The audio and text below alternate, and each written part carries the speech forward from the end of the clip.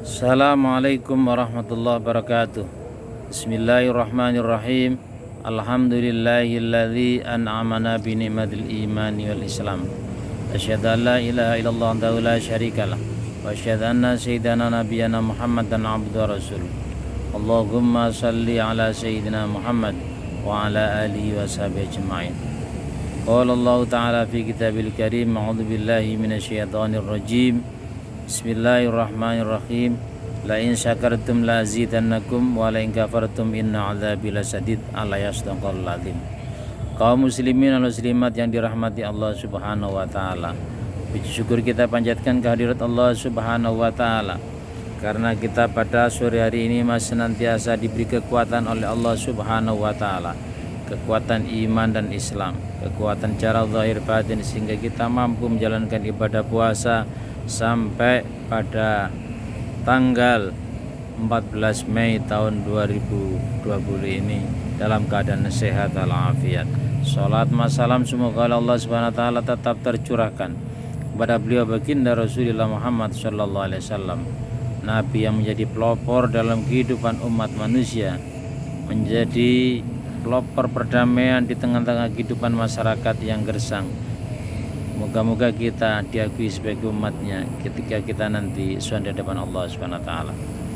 Kaum muslimin wal muslimat yang dirahmati Allah Subhanahu wa taala. Sesungguhnya manusia itu telah banyak diberi kenikmatan oleh Allah Subhanahu wa taala. Kenikmatan secara zahir dan batin. Sehingga manusia patutlah bersyukur atas nikmat yang diberikan oleh Allah Subhanahu wa taala. Betapa besar kenikmatan yang diberikan mulai dari ujung kaki sampai ujung rambut. Mulai dari nikmatnya telinga, nikmatnya hidung, nikmatnya mulut, nikmatnya organ tubuh yang ada di dalam tubuh kita, itu semua adalah merupakan pemberian dari Allah Subhanahu wa taala. Karena itu jika manusia dalam hidupnya tidak dilandasi dengan iman dan Islam, maka sungguhnya itu adalah manusia yang jauh dari rahmat Allah Subhanahu wa taala. Manusia yang jauh dari hidayah dari Allah Subhanahu wa taala. Tadi pagi saya punya cerita menarik.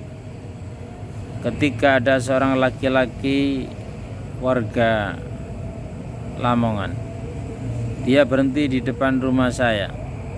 Kemudian saya mengisi bensin. Kebetulan ada pom mini yang ada di depan rumah saya. Setelah mengisi bensin, saya mau menyetater karena saya mau melanjutkan perjalanan untuk mengikuti kegiatan rapat yang ada di sekolah. Kemudian setelah saya menyetir sepeda, tiba-tiba ada seorang laki-laki yang berdiri di depan pom. Lalu dia berkata, "Pak, saya mau nunut sama sampean." Saya tanya, "Sampean mau kemana?" "Saya mau ke Randu Padangan." "Ada apa, Pak?" "Saya mau kerja." "Kerja apa?" "Saya kerja tani." Itu dalam wawancara saya dengan beliau. Dia bernama Syuhada. Kemudian saya tanya, "Pak, sampean hari ini puasa atau tidak?" "Nggih, Pak, mboten puasa." Nah, ini menunjukkan bahwasanya dia diberi oleh Allah kenikmatan yang luar biasa itu, belum mampu mensyukuri atas nikmat yang diberikan oleh Allah kepada dia. Apa buktinya? Apa indikasinya? Dia belum mampu menjalankan ibadah puasa. Orangnya sudah kurus begitu. Saya tanya, "Berapa anak sampean?" "2." Yang pertama apa? Perempuan sudah menikah. Yang kedua adalah laki-laki masih sekolah SMP. Kemudian daripada itu dia turun di perempatan Kecamatan Menganti karena mau menuju ke Randu Padangan tadi.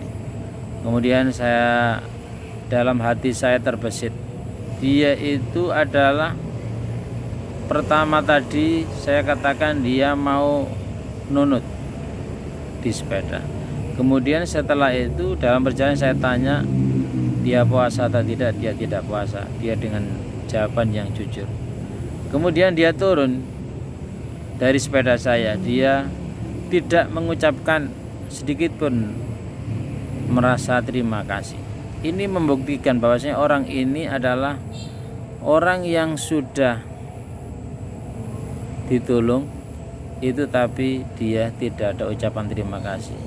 Kepada manusia saja dia tidak mau berterima kasih, apalagi kepada Allah Subhanahu wa taala. Ini artinya orang ini tidak tahu diri bahwasanya sebetulnya dia itu diciptakan oleh Allah di muka bumi ini tidak ada lain kecuali wa ma khalaqtul jinna wal insa illa liya'budun. Tidak aku ciptakan jin dan manusia kecuali manusia dan jin itu supaya mengabdi kepada Allah Subhanahu wa taala.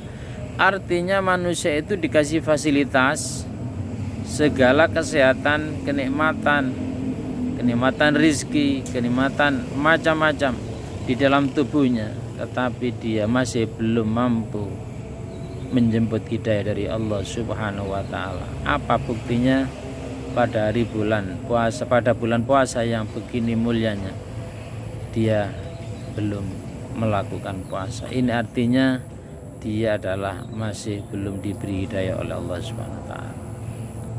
Orang yang model seperti ini maka perlu terus dipahami dan perlu diberitahu serta diberi pelajaran. Kenapa demikian? Karena sungguhnya sumber kenikmatan yang diberikan oleh Allah kepada manusia ini jelas-jelas itu adalah merupakan kenikmatan yang luar biasa.